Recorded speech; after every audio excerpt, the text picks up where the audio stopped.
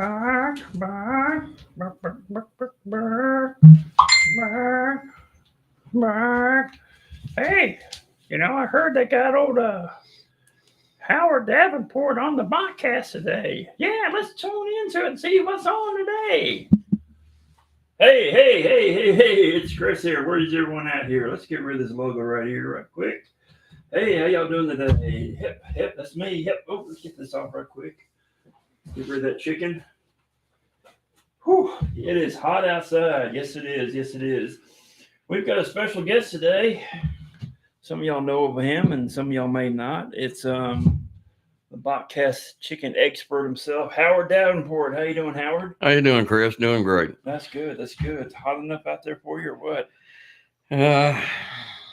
Yeah. Definitely too hot for the chickens. Yeah, it is. Yeah, it is. I lost one to the heat, but I've been doing my best to keep the other ones going. So, what do you recommend for the people out there listening for their chickens? Just common sense, proper management, shade, cool water. Be observant. If they start acting off, like confused, lethargic, stumbling around, that's when they're getting close to stroke mode, and you need to dip them in some cool water, not cold water, but cool water, and get their core body temperature back down to normal. Luckily, Marissa and I have been able to save quite a few in the last couple of weeks by going out and giving them subcutaneous fluids and Pedialyte, gouging it, and they've all recovered.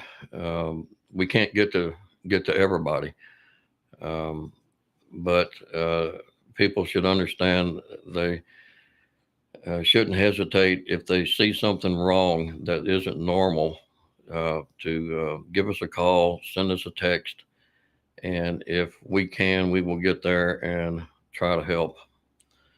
But definitely have electrolytes in your water, sodium bicarbonate to keep down the respiratory acidosis and alkalosis, and shade, watermelon, which is 92% water. Make sure that they have that. Don't be or freak out if you see diarrhea. It's normal with heat stress and drinking lots of water. But anything that seems off from what you usually see with them, then you should be concerned and go ahead and get them dipped. Do not bring them in the house in the air condition after you dip them. Put them in a shade with a fan on them and let them air dry. Let the fan blow through the feathers, and that will continue cooling them down. The fatal core body temperature for a chicken is 113 degrees Fahrenheit, and anytime between that temperature and 117, it's going to be pretty difficult to bring them back. So that's when you have to get fluids in them one way or another. I don't condone using a syringe to syringe fluid. We gavage, we put a tube down their throat, and we get the fluid in them immediately.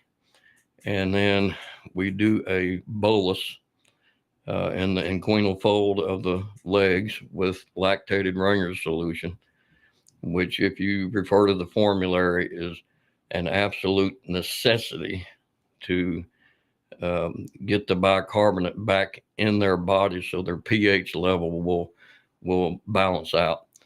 Once that pH level gets off, it takes a lot to get it back normal. So, but everybody's having problems. You can do every bit of that, and they're still gonna die. I see people actually bringing their chickens in their houses in the air conditioning. Well, I mean, that's fine as long as you don't wet them down first. You don't want to Yeah. super cool them. Super cool. If they're uh, showing signs of severe heat stress, yes, bring them in, but don't dip them and then put them in an air conditioner. Let them gradually acclimate to that AC, and just understand that this heat is accumulative. It's not going to go away. It's like you put a tea kettle on your stove and you heat it up till it's boiling. Okay.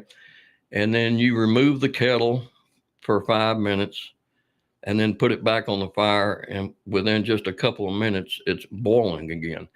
Well, that's the same thing with these chickens. They're not getting enough cooling down period to get their bodies acclimated, and then they immediately go back into heat, and they're not going to survive. I mean, you have to watch them. Misters, fans, all that's really good stuff. Anything to help those birds stay cool. That's awesome. Yeah. So, where'd my screen go? Come here. Sorry about that. So, when did you get into chickens? Oh, I've had chickens pretty much all my life.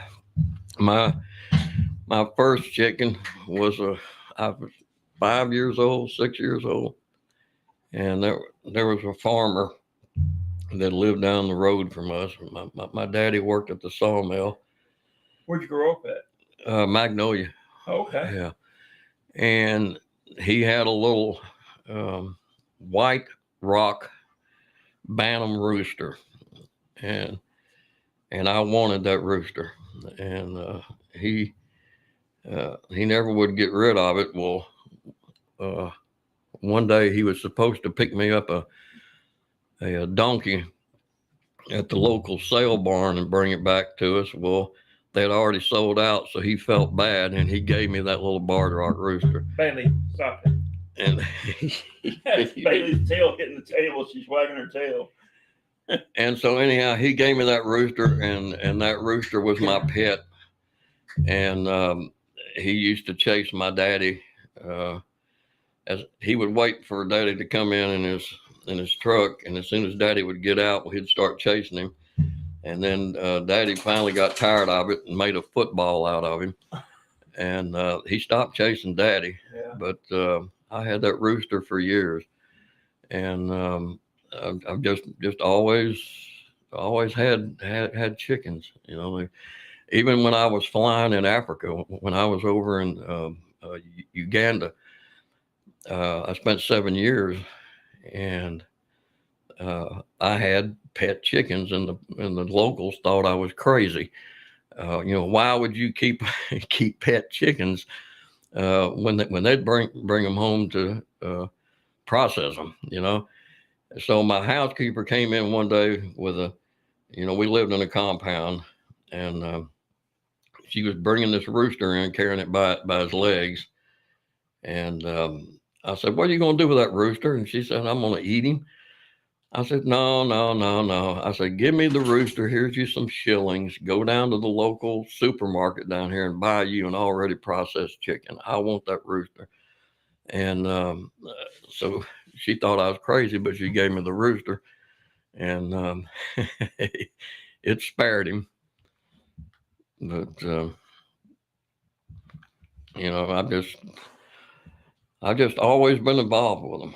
So, how did you get your knowledge that you have today of this, doing all these repairs on chickens? Oh, surgery? God, back in the we're talking ancient history here, but all through high school and a couple of years after high school, I worked for Dr. Bogard and Dr. Thaxton at the Tomball Veterinary Clinic. It used to be there on the old 249 Mm-hmm. in Tomball.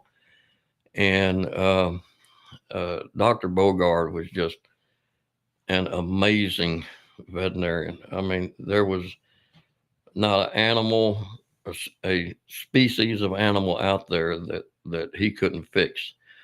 Well, he kind of took me under his wing, and after about a year of working side by side with him, he pretty much turned me loose on things.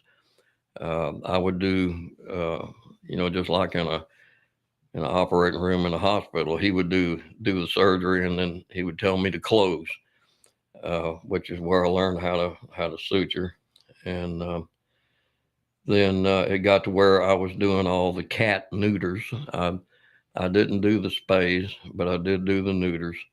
And then I went out and pulled calves, uh, did prolapses on cattle, cows, and I just, it just became routine for me.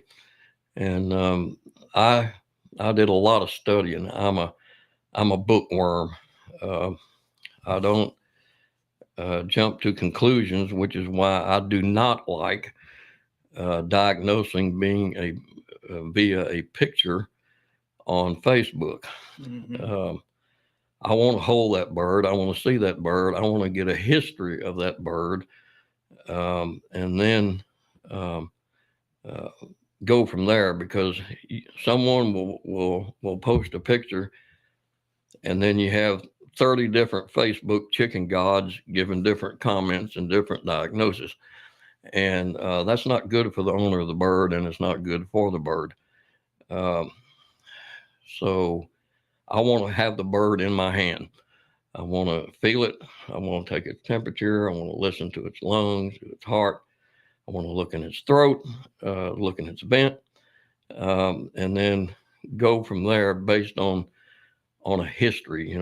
Where did the bird come from? That's a big one. That is a biggie. Um, right now, Marissa and I, with One Stop Chicken Health Shop, we do testing for 85 different diseases that poultry can get, and you'd be surprised to know that 3 out of 5 tests that we submit to the lab come back positive for either Marek's disease or avian leukosis. One of those two, sometimes even both. But here's the problem.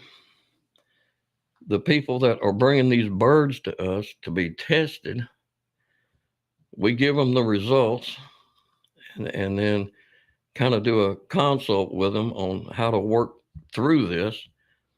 And they turn around and go buy birds again from the same breeder that they bought the sick birds from. And that makes no sense. Okay. Um, and I'll have to admit, we get kind of irritated with it. We have several what you would call repeat offenders, that we're constantly having to deal with. And we tell them, stop buying birds from this person.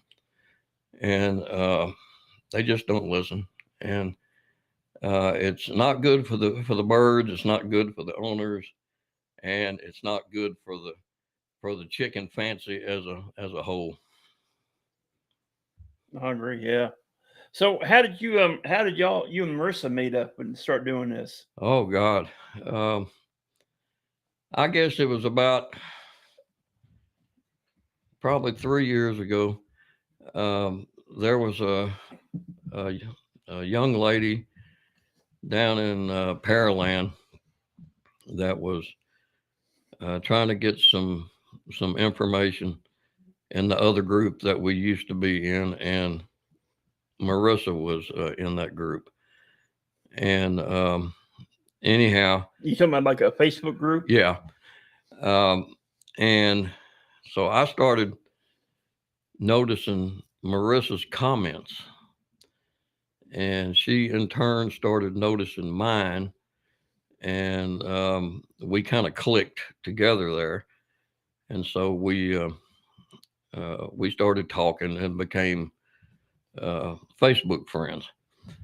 And then I guess it was about a year and a half ago, uh, we finally met each other um, in person. And if you looked at us now, you would think we're two tomcats spewing at each other when we get together. But but we became best of friends, and we we sat down together and we said we have got to do something to help these people with their chickens and stop all this misinformation being spread on Facebook, on TikTok, and all these other social media sites, and try to to help the birds and help the owners. And so that's what we did. And then when we heard that they were going to stop the antibiotic sales uh, here about a year ago, it had been forecasted. Uh, Marissa decided to form One Stop Chicken Health Shop, so we could get a stock of supplies that people would need when this, came out, and they jerked the antibiotics from us. And we've got we've got a warehouse full, but people need to understand once that's gone, or the expiration date is reached, there are no more. So people need to start learning how to manage their flock, and one of the big things is biosecurity, not bringing other birds onto your property. I don't care who you bought them from or how long you've been buying from that person. I don't trust any chicken breeder. I'm gonna be honest with you. If I get a bird, which I rarely do, I will rarely bring a new bird into my flock. It has to be for a valid reason to correct a fault that I can't correct any other way. But that bird, I check the owner out. I want to know what kind of tests have been done on that bird. Um, I'll even go so far as to get a certificate of veterinary inspection and actually have go a little further and actually have blood work and swabs done on that bird. But they are quarantined for 30 days minimum before they get anywhere near my other birds. And I can tell you now,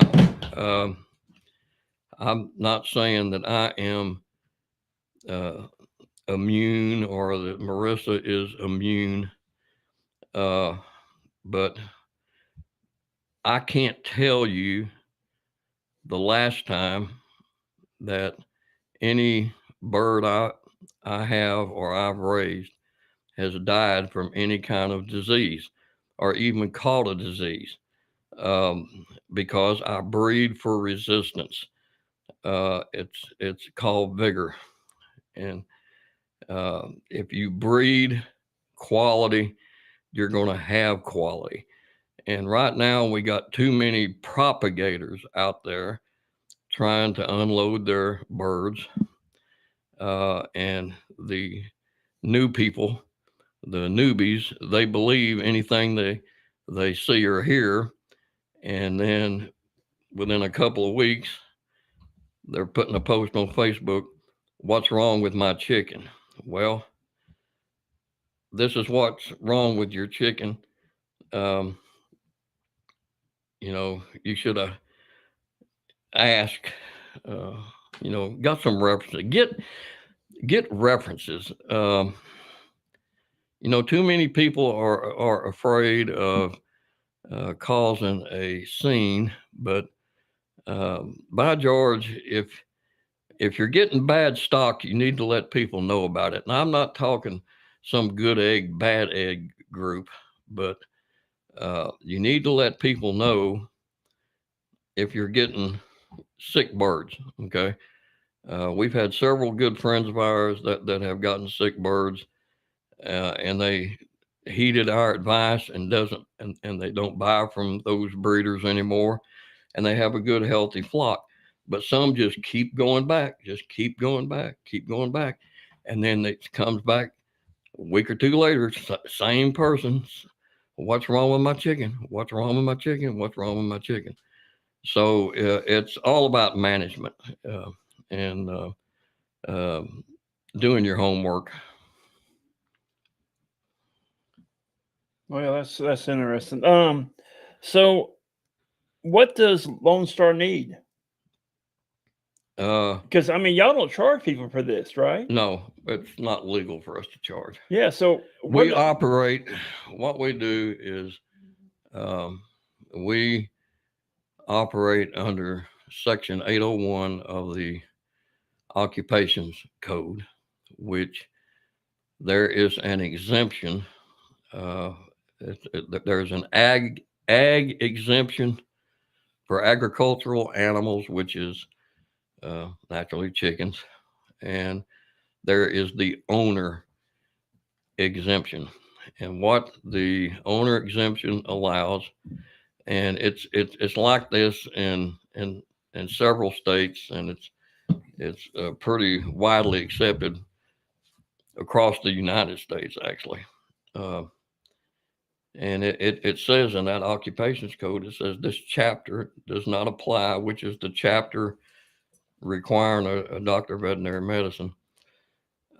Says this chapter does not apply to an owner, employee of an owner, or a designated caretaker to perform any medical procedure necessary on that animal. It allows the owner to assist the owner of that animal because we're a designated caretaker. We cannot accept any kind of payment. It specifically says we can provide emergency care for any animal, provided it is done gratuitously. So we can't charge.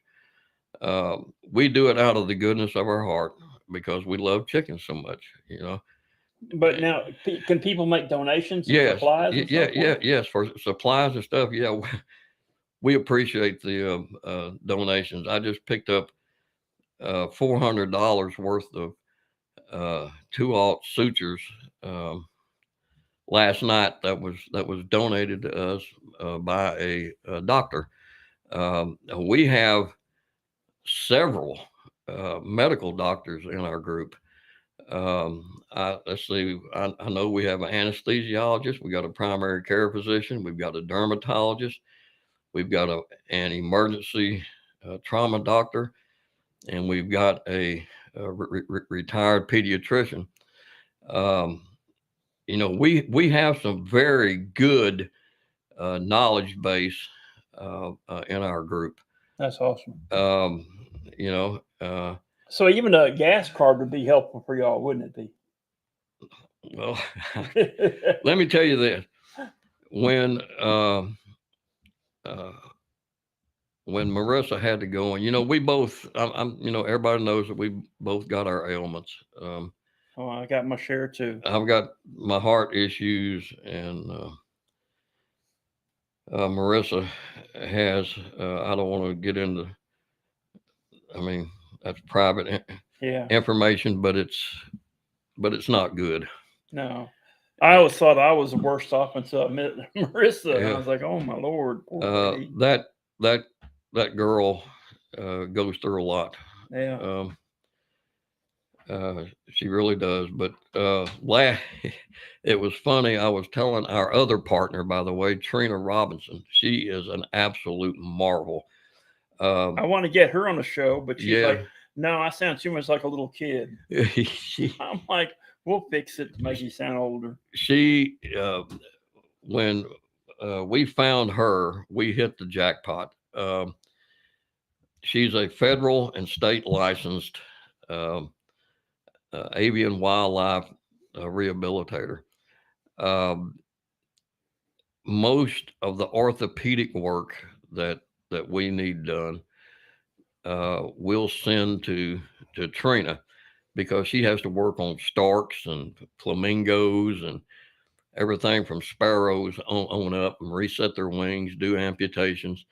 And because she has that certification, she has access to anesthesia that Marissa and I don't. And she really helps us out. She is an ex. We called her the or dubbed her the worm lady, because she is an exceptional parasitologist. She can identify any worm egg, any worm. Uh, she and like I say, the orthopedic work that she does is just unbelievable. And we were fortunate to find her. But back to the original question, uh, last Wednesday, um, I was down in Alvin and I went and had an oil change. I do that religiously. Um, and I I go with the cheap oil because I live off Social Security, and it's good for 3,000 miles. My light came on again today that I need an oil change, and every one of those trips was to work on a chicken. So it adds up, Yeah. you know. And the our chicken community was so gracious. Um, our electric bill, or Marissa's uh, electric bill, last month for running the chick-u, as we call it, was over $500. It jumped almost $300 a month. So And y'all have the chick-u? Is that like a trailer or yeah, something? yeah, just a little travel trailer. It's Marissa's just parked in her driveway. Oh, okay. And I mean, she's on disability. That's Yeah. all. That's all she Yeah. gets. And You ever y'all pull that trailer to events or anything? no, No. no, it Okay. it it sits there. And running the AC in this heat costs money. Oh yeah. That's in And the trailer. and the people came through, and one of our friends, unbeknownst to us, tried to raise some money to get a generator, and we had it. All the funds were donated for that generator within just a couple of hours, and the people don't know how much we appreciate that, um, because that helps us help you. We can't pay for it all on our own.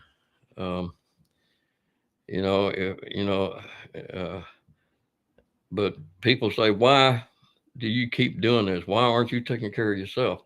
I am taking care of myself.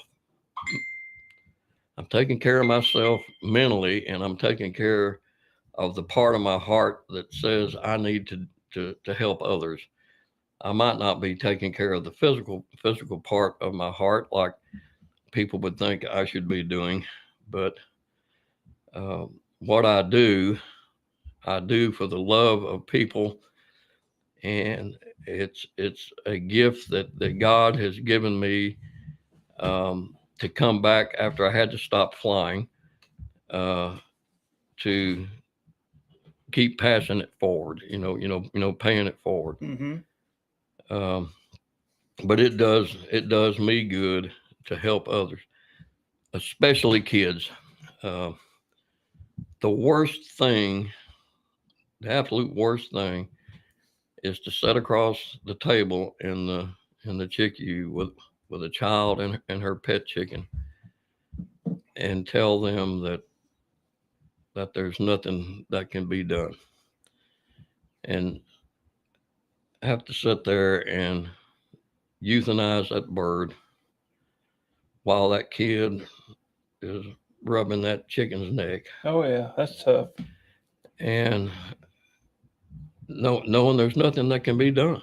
So real quick, Pine Box Provisions, you ever heard of them? Oh, great guys. Yeah, they're my Yeah. buddies out in Plantersville. Yeah, they said please loop us in on future fundraising links. I just wrote that.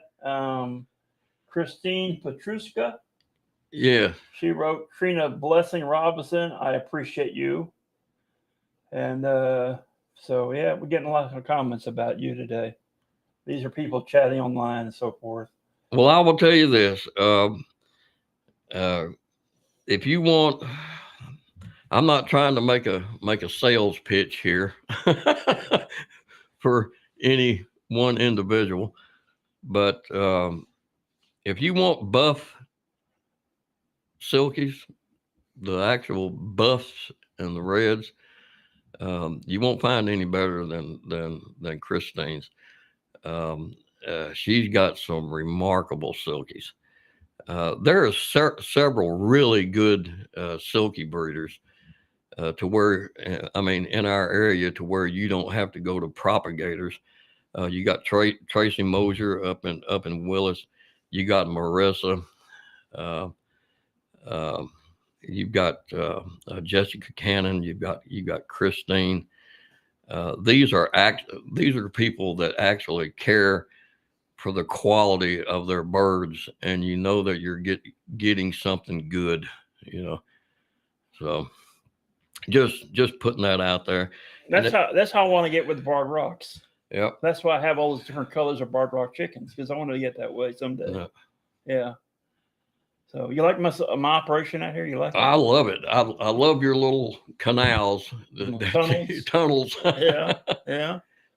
That's great. But the biggest problem I find, Chris, is people don't look at their chickens enough to spot things that are going off. Mm-hmm. Okay. And a lot of things we're finding is ascites, which is a water belly. Mm-hmm. There's no reason that has to a belly on a chicken has to get that big before you notice it. People need to start looking at their birds. What causes that? It can be several things. Most of the time in fast growing meat birds, it's cardiopulmonary hypertension or congestive heart failure. Come on, Bailey. What happens is they're so the right ventricle is pumping so hard that it pumps blood through the portal vein into the liver, and the liver is responsible for metabolizing that protein albumin.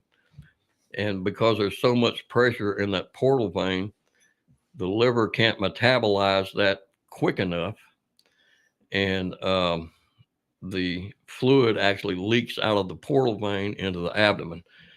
And then you can also have trauma that can cause it. Older laying hens are very susceptible to it, with liver failure, ovarian cancer, just several things. But you should be able to notice if your bird's belly is getting big if you really take the time to look at them. Pick them up. Weigh your birds. Yeah. I mean, yeah, exactly. Very good point. Weigh your birds, and then, well, she's eating all the time, but she's losing weight. She's losing her muscle tone. What could be the problem? They should say, oh, we need to look a little deeper. She's not eating, but she's gaining weight. Here's another one. So let's look at the belly. We have had some massive, I'm talking massive lash eggs. Salpingitis is one of the worst diseases that we're seeing right now. I know Trina has done a necropsy and pulled one out the size of a softball. I had one in a Bantam chicken that was almost the size of a softball. Didn't you have a picture of that on? Yeah, Yeah, I saw that. yeah. And then uh, a real good friend of mine, Bobby Peterson with Peterson's Farmette over in Huffman. He helps people do processing, and he had one that was almost as big as a cantaloupe. Now, you can't tell me that a person's not capable of seeing a belly that's swollen. Um, so but people wait till the last minute, and then you know how chickens hide things, and then it's too late, and then you got a problem. So the longer you wait, the worse it's going to get. Yep. Oh, yeah. That's the thing. You shouldn't wait. Yep. So, what are the things that people should be doing right now to help you out? Because you're seeing a lot of the same things over and over again. Um, okay. I mean, that's a list a mile long, but um, understand that when I get up in the morning, I'm not going to answer tags or answer text messages or answer private messages when I'm out working on a bird. There are plenty of experienced people in this group. We found one lady that has really been helping us out that is in the western part of our uh, group coverage, MW Marley, I call her. Granucci. I guess she's Italian. I hope she is. Or if she listens to this, she may slap me. She has really helped us out with handling, uh, you know, um, comments and posts in the group, and we really appreciate that. Um, but what just the main thing is to understand that neither Marissa, Marley, Trina, or myself can get to every tag almost almost immediately. We just can't do it. It's impossible. I can't be out suturing up a bird and then answering a text message. What is this, a rooster or a hen? There's other people that can do that. There's other people in this group that have enough experience that they can comment. That would really help us all out. Uh, the other thing that would help me out personally is let me do what I want to do. Okay. Um, I appreciate all the support that I'm getting. Um, I really appreciate the prayers, but understand this is what's keeping me alive, people. Uh, if I don't have my chickens, I don't have anything. When I lost my flying career, uh, chickens is what pulled me out of it. So just let me have fun with my chickens. Let me help the chickens. Let me help those that can't afford to pay $2,000 to go have a X-ray done on a chicken. Just that would help me out more than anything to get that off my mind. Just let me do what I want to do. Everything's fine at home. I have a wonderful life, wonderful family. When it's my time to go, God's going to call me, whether I'm working on a chicken or whether I'm sitting on my butt watching Perry Mason. Just let me do what I want to do. That would really help me out. yeah, that's how I am with Bailey. I mean, I couldn't be without Bailey. I mean, she's my service dog, but the chickens have gotten that way too. The chickens mean the world to me. They really do. They help you out big time. Oh. My cardiologist told me, he said, "What do you do to relieve stress?" And I said, I fly. He said, well, you can't do that anymore. He said, I want you to take one of those chickens you're so proud of and set out in your backyard and let it come eat out of your hand. He said, that'll lower your blood pressure 10 points. And he was right. Yeah, I believe it. I mean, it was that relaxing to me. Chickens give me relaxation. It gives Marissa relaxation. Trina, everybody in our group, every single person in our group has their own reason for keeping chickens, whether it be for sustenance, for food, for eggs, for friendship, companionship. We all have a reason, and we should respect that person's individuality and their reason for wanting to have a chicken. Um, nobody should be condemned for why they raise their birds. Okay. And in other groups, I see that. I also see that people tend to brag, oh, I've been raising chickens for 40 years. Oh, blah, blah, blah. Yeah. I've known that for 40 years. Well, these new people haven't. Yeah, so you should get online and tell people so they know this stuff. Yeah. Yeah, exactly. that drives me crazy. I mean, just the other day I talked to you about that.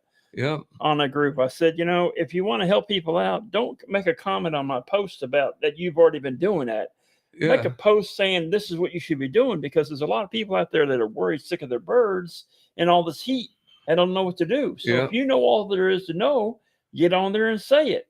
Yep. And it just drives me crazy. I'm like, why don't you just tell people, Yeah. If I think some people just comment to see their name, to see their comment. Yeah, I know. But yeah. But just the other day, someone, my bird, on the same posting about helping people out, woman posts a picture of a bird that just died. I'm like, hey, ma'am, I'm sorry about your bird died, but that's not helping people. No, it's not. You gotta, that's the thing is about helping people is tell them what they should be doing to help the birds. Don't post up pictures of your bird that died. That's not what it's about. No. Yeah. And my other soapbox is people will believe anything. We put on this seminar because Marissa, Trina, and I, we saw what was coming with this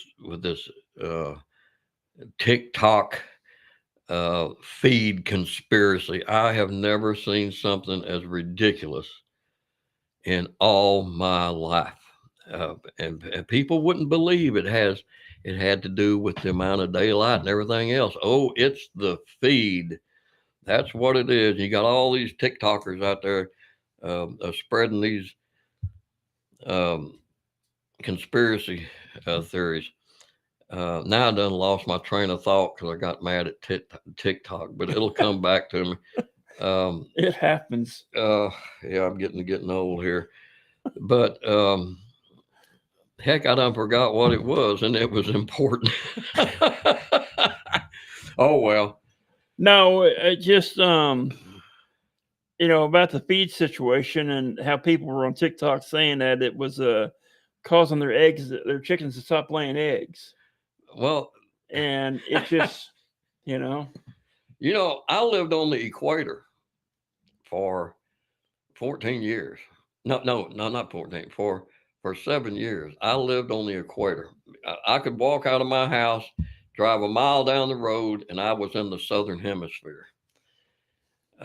When I was in Uganda, because I lived right off the end of the runway at Entebbe Airport, and the temperature, the amount of daylight on the equator is around 14 hours year round, plus or minus just a few minutes. Those chickens don't lay eggs year round like that. They take a break, just like the birds up here should be given a break. You start force laying, keeping the lights on and making them lay just to get eggs, trust me, you're going to have reproductive issues later on with those hens. It's documented in every veterinary manual, avian veterinary manual written, that forced laying is the number one cause of ovarian cancer in chickens.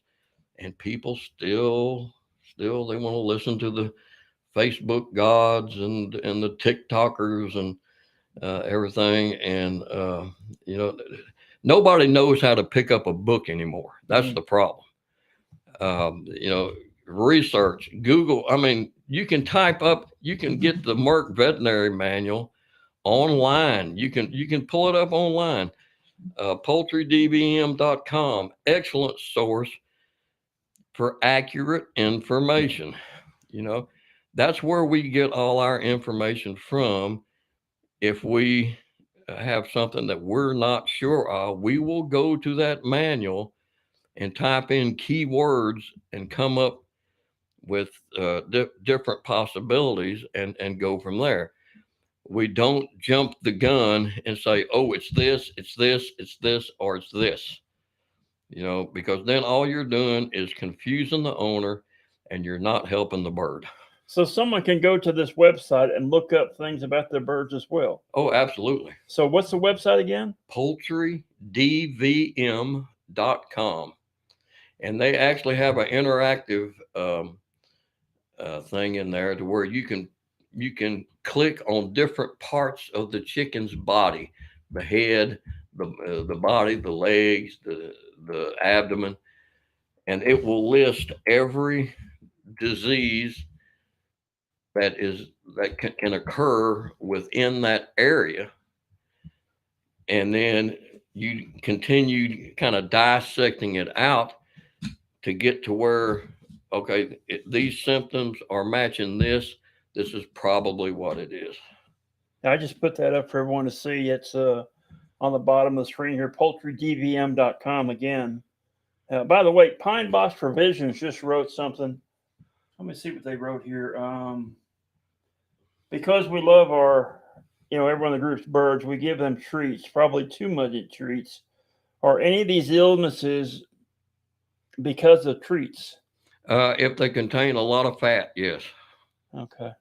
Yeah. So what's the best treat you should be giving right now? Vegetables, fresh vegetables and fruits. Right. Okay. Yep. But some vegetables are, like I know spinach is, man, my chickens love spinach. But it's not good for them in large quantities. Right. You'd be surprised. We saved a bird or two birds here about 3 weeks ago that came to the chickens that ate raw beans off a bean plant, and they were toxic.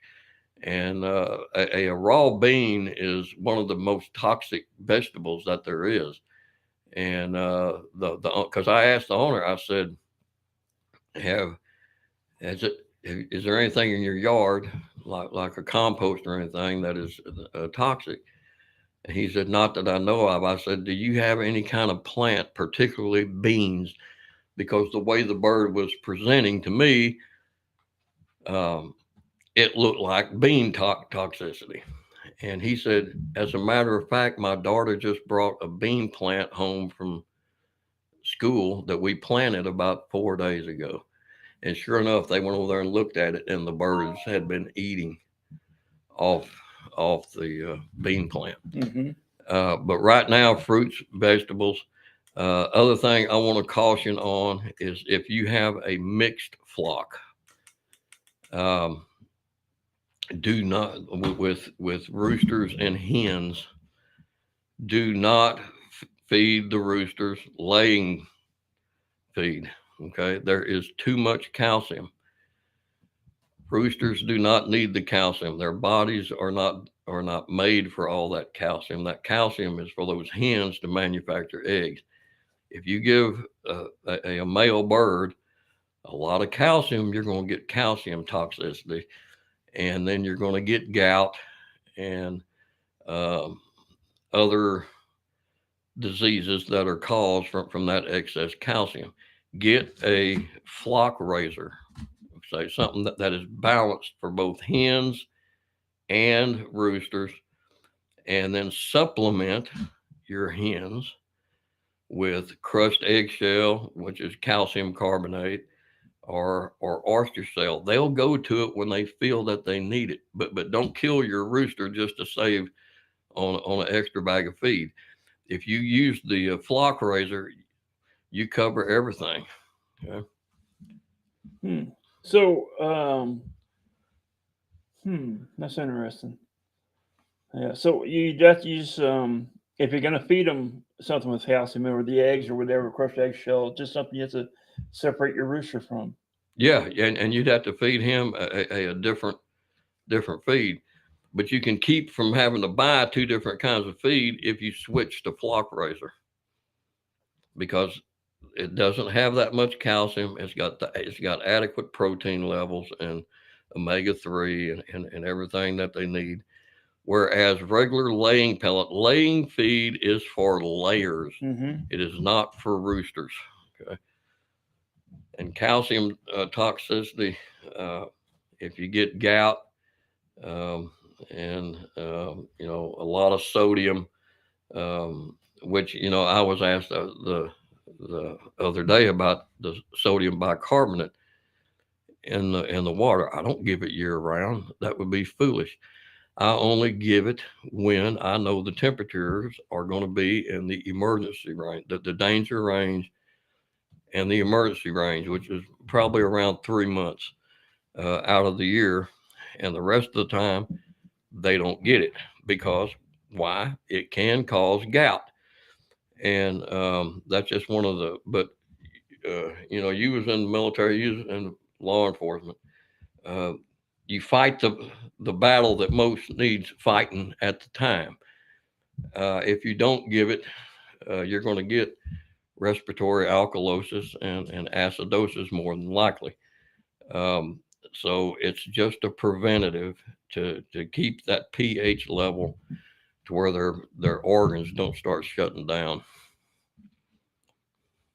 Interesting.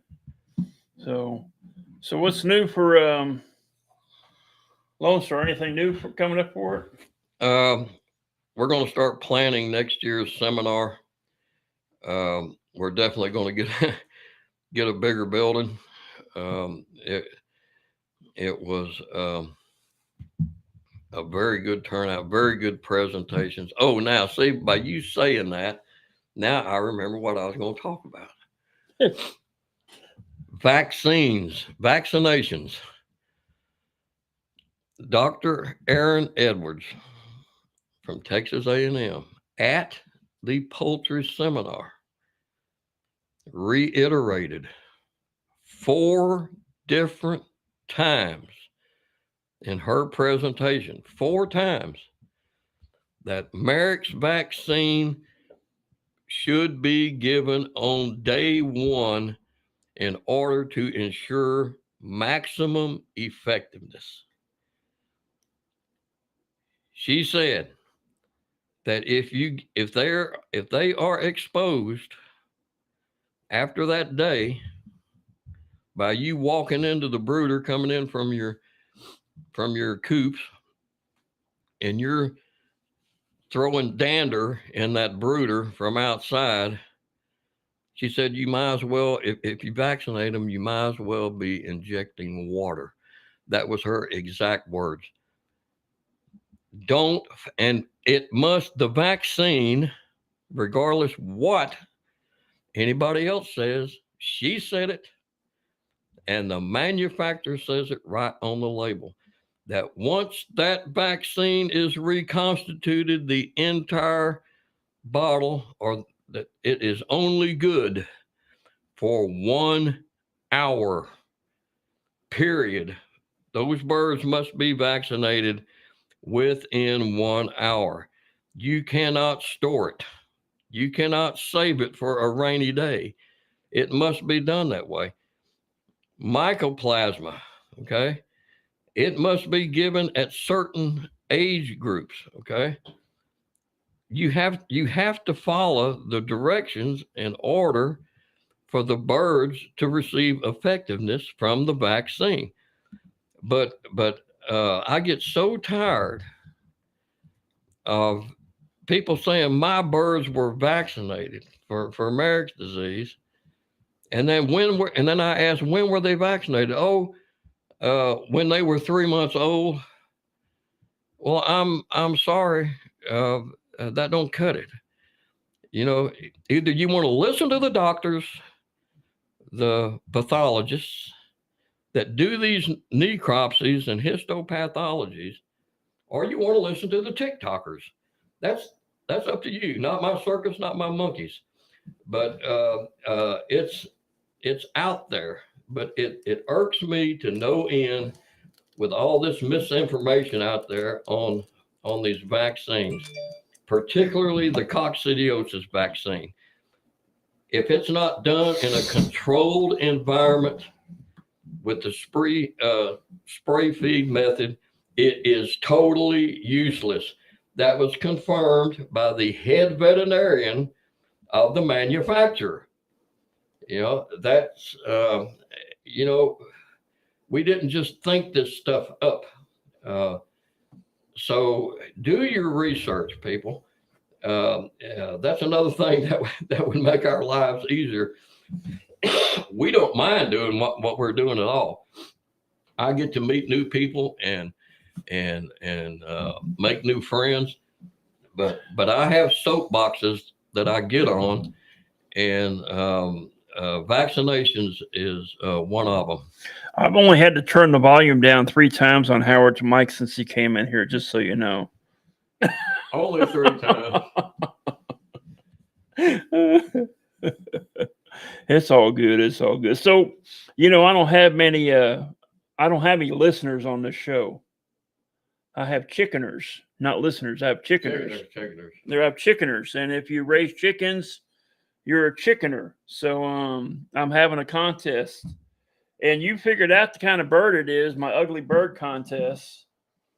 And you figured out what kind of bird that is. What kind of bird is that ugly thing I have up there? Brabantner. What again? BRABANTER.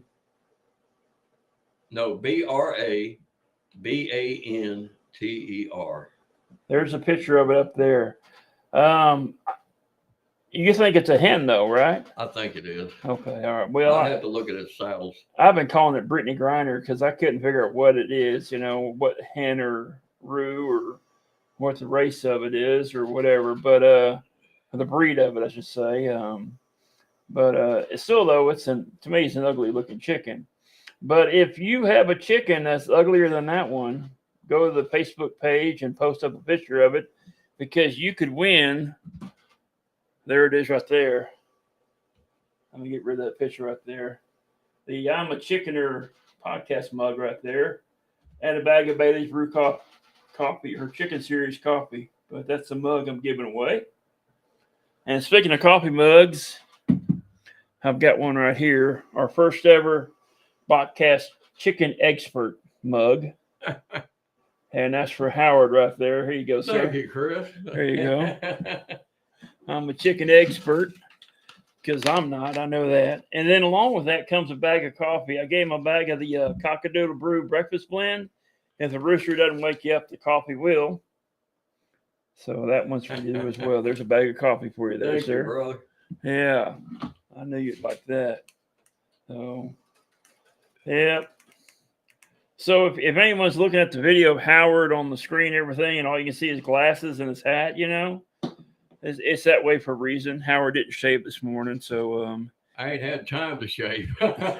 he was out of the house at 6 this morning already, working on chicken. So that's it. And you asked what would help us out, and I told you I'm very transparent. I don't beat around the bush, but just understand I don't mind text messages or phone calls at any time, day or night.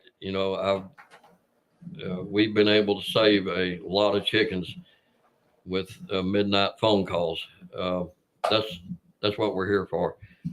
But just understand, when you send me a text message or something, I may be doing something and I can't get right back to you. There are members in this group, I know them personally, that are more than qualified to help you in situations that don't require some kind of surgical intervention. Um, you know, just just give them time to respond, or and give us time to respond. Um, I mean, you wouldn't like it if I was having to sew your chicken up from a uh, coyote attack or a coon attack or dog attack, and have to sit there and answer text messages constantly. I'm not giving you or your bird the attention that it deserves. You know, between I counted a while ago, between 6 this morning and 10 o'clock, when this podcast started, I have already got 26 private messages. What's wrong with my chicken? People, you guys in this group can help me by answering these people, getting on there and answering them. You can help Marissa, you can help Trina, you can help MW. Get on there. You've been raising chickens long enough that you know what's probably going on. Get a history on the bird. Get the age. When's the last time it laid? Get the breed. Help us out here. But that's a lot of private messages that I'm going to have to answer between now and probably around 3 o'clock, because I have to leave here and go take care of another possible heat stroke. And then I've got to go put a stent in to relieve subcutaneous emphysema in a hen. So I'm going to be busy. So all you listeners, just and group members of our group, get on there and do a little research and help that person with their bird. That's all I ask. Not everyone that's watching this or listening might be part of the group. So the group it's on a Facebook group, and what's the group called? Lone Star Chicken Care. Okay, so that's this logo right here. I'm putting up right there. Lone Star Chicken Care. And if you would like to join, or know someone that would like to join, just have them please fill out or answer all the questions. Otherwise, we have it set up, because we're so busy, that admin assist will deny their request if we can't get to it quick enough. Yeah. So that's a group right there, and then that's on Facebook. So I appreciate. And then we also have our supplies, which is One Stop Chicken Health Shop. Well, that's up on. I have that up on the screen right now. So now I'm going to do is summertime, coffee sales drop big time. People in Texas, it's just too hot. They don't drink coffee. I drink coffee all day long, all night long. I drink it for dessert. So what I'm going to do is I'm a chickener coffee mug. I'm going to do 6 of them. This will be on one side. I'm a chickener with the Bobcast logo. And on the opposite side, I guess I'll do the Lone Star Chicken Care logo. That'll work. And then the 6 of those coffee mugs will be sold, and they'll be all given to Lone Star Chicken Care. Appreciate that. Yeah, that's what I can do. Sales are slow right now as it is, but I'm going to do those. I'll put them up on the website. I'll get those on today sometime. I've been under the weather all week myself, so. Yeah, I'm coming down with this summer cold. So. Yeah, I just, the heat been getting to me all week. But, well, I appreciate you coming on today. Well, thanks for having me, Chris. Yeah. I'd love to get Marissa on here one day, too. Oh, we'll get her and Trina in here. Yeah, get Trina on here. And, hey, maybe we can get Christine to talk about her silkies one day, too. Oh, she's got some, I'm telling you, she's got some. Christine's got some good silkies. Yeah, where's Christine located out of? She's in Tomball. In Tomball? Yeah, so she's Oh, not that right far. down the road. Yeah, she's not that far. And she's got the regular silkies, and she's got the showgirls, and she's got some really good busts. I'm not that familiar with any other varieties she has, but she's got some great busts. But there are excellent breeders of any kind of chicken you want in our immediate area. If you just take time to ask somebody that knows, or just do a little research. You don't have to buy from just any Tom, Dick, and Harry. Because you don't know what you're getting. You don't know what you're bringing into your flock.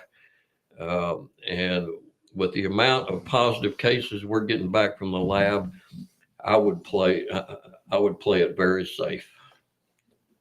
Yep. And if anyone needs some Barred Rock chickens, please let me know. Oh, he's got some nice ones too, because I just saw them. Well, actually, I was raising about 15 Barred Rocks for someone else for two other people that said, "Oh yeah, go ahead and buy those chicks for us, and you can raise them, and we'll pay you for them when they're all raised up and everything." And now that they're all raised up, they've changed their minds. So I've got a dozen of 15 I need to get rid of. I really do. So, but if you need some Barred Rocks, please let me know. I love Barred Rocks. I've got, like I showed you, I've got the brown partridge rocks. Yeah. I've got the blue Plymouths, and I've got my regular rocks, the grays and the blacks and everything. And then eventually I have sapphire gems. But yeah, I love those birds. They're great birds. So, yep, I appreciate you coming on once again. I enjoyed it, Chris. Yeah. Hope to do it again sometime. We'll do it again. Well, before I get off real quick, you mentioned about having another location for the seminar. And I have a great idea for that. Where was that? Well, I used to be, I volunteered at the Houston Rodeo for many years. I did. The reason I quit, because I quit drinking. And when I quit drinking, working the rodeo got boring. I did it one more year, and I was like, man, this is boring. But then again, the committee I was on the crowd club committee, which is handled all the bars. Yeah.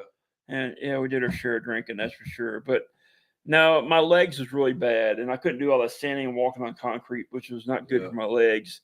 But I miss volunteering with the Harris County Fair, which I did a lot of volunteering. I was a manager at Houston Farm Ranch Club for many years. Yeah.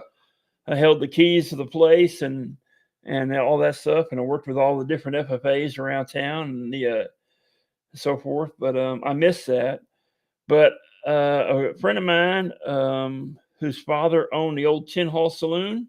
Yeah. Fred Stockton. I used to play at Tin Hall. Well, Fred Jr. just bought land on 99 for the new Harris County facility, because the Harris County Fair is coming back. That'd be a good central. It would be, and right on 99, it's easy to get to. Yeah, location. So I'm gonna talk to Fred about having him come on the show.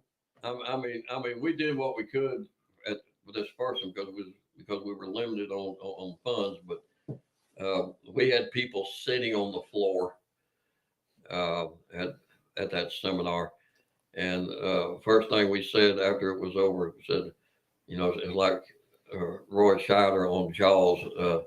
We're gonna need a bigger boat. I was out there as a vendor selling coffee and all that. But I would really want to be inside listening to the seminar myself. Yeah.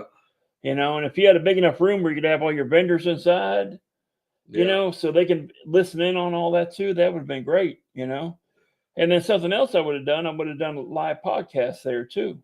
Yeah, that would have been, Yeah. So problem with the seminar was A&M would not allow us to video the vet presentations. Yeah. So everybody just had to take notes. That's just their privacy policy. So I wasn't going to argue with them.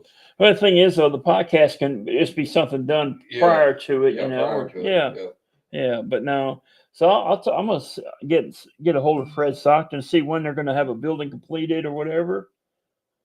Okay. Because that would be a great place to have it. Well, brother, I'm going to get going. I gotta go give a bird some fluids. All righty. Let me see if there's any other messages on here real quick. Nope, everyone's commenting on you. Amen. Do what God calls us to do. That's Christine. So we thank you once again for coming on. I'm glad to have you. Enjoyed it, Chris. Yeah. So we thank y'all for listening. If you liked our show, please click like and share it. Once again, it's available on YouTube and different Facebook pages and so forth. So Bailey's over there meeting old Howard over there. She's smelling them chicken. Yeah, you smell that chicken. Yeah. Bailey loves her chickens. There she's giving Howard a hug. You can see the video there. There goes the headphones. All right, y'all. Y'all have a great day. Take care of your chickens. Keep them cool. Have a good one. Bye-bye. Well, that